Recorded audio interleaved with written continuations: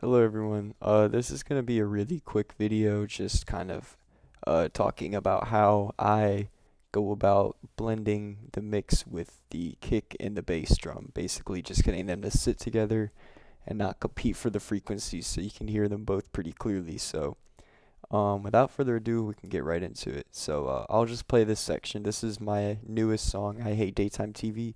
It's like a breakdown section, and I think it just was a good example to show how the kick and the bass guitar are able to sit in the mix together without battling for frequencies. So here's the section.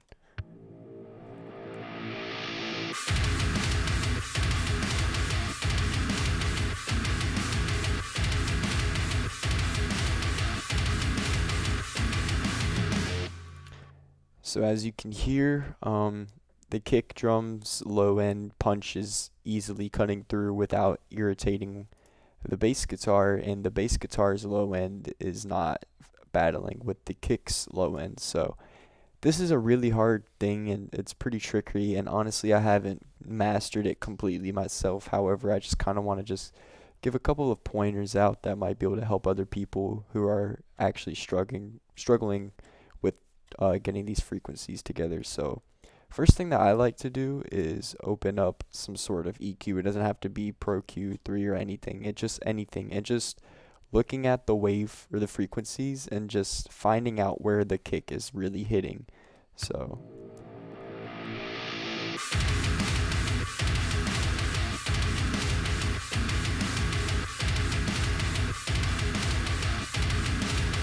so as we can see, it's telling us it's about 106, but as you could see, it was changing a little bit to like 90 something. But so I just kind of went off of my own ear and found that I liked how 70 hertz boosted sounded in the kick. That wasn't really a good example. Let me play that again.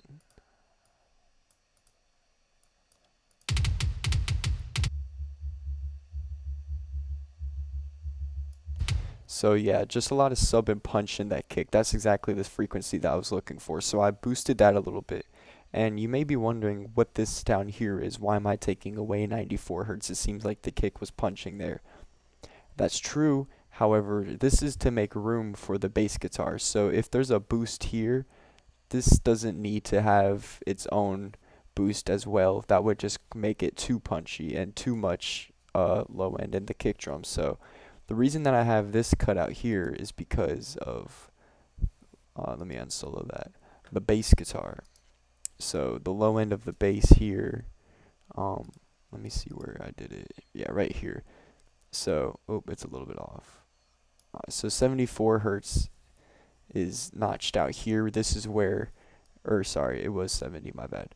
So this is where the kick drum was. So it was at 70, so I took out 70 where I boosted 70 in the kick, if that makes sense. So like I boosted it in the kick and I'm cutting it in the bass. That way that those frequencies in the bass, the 70 hertz, are not shining through too much to where it's muddying up the kick's 70 hertz. And this 100 hertz right here is where my ear felt like this was where the most of the sub and low end information in the bass was. I liked how this sounded. It sounded really warm. It just has like that good bass guitar sound.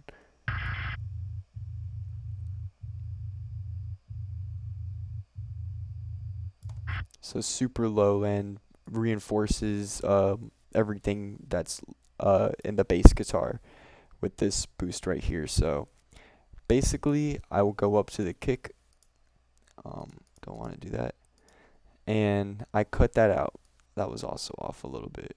I knew one of them was off. I'm sorry if this is confusing. I messed with one of them earlier, but basically, yes. So I boost 100 in the bass, and then I cut 100 in the kick drum. So you're doing the opposite of each other to the kick and the bass drum. That way that they're notching out certain frequencies that would normally compete with each other and boosting ones that make them stand out individually, and then notching that out of the opposite. So it's like a flip flop, but basically, if the way you want to think about it is if you would just pull up the two EQs, so this is the bass on the left and this is the kick on the right, you can see they're pretty much the opposite. But yeah, so that's just a quick little pointer that I wanted to make a video about because I know that that was a really good tip that I learned a lot from. And obviously there are other things to do that help stand out the bass and the kick individually. But I think that this is one of the most, if not the most important tip to know with notching frequencies out. And this is something that also applies to a bunch of different other instruments in different scenarios. Just creating room with notching out one frequency in a certain instrument and boosting it in the other. And that's a really useful tip. And also, doing this in solo isn't going to be as beneficial as when you're doing it in context of the whole mix. I think I've said this before, and you'll probably hear that a lot, but it truly is one of the best things to do when, making moves like this, to just know how it sounds in the context of things. Like, I wouldn't have just done this just listening to the bass alone. Like, that wouldn't have been an accurate or reading of the frequencies. But basically, that's the end of the video. I just wanted to talk about that really quick. So hopefully you can learn something from that. And I apologize for the slower uploads.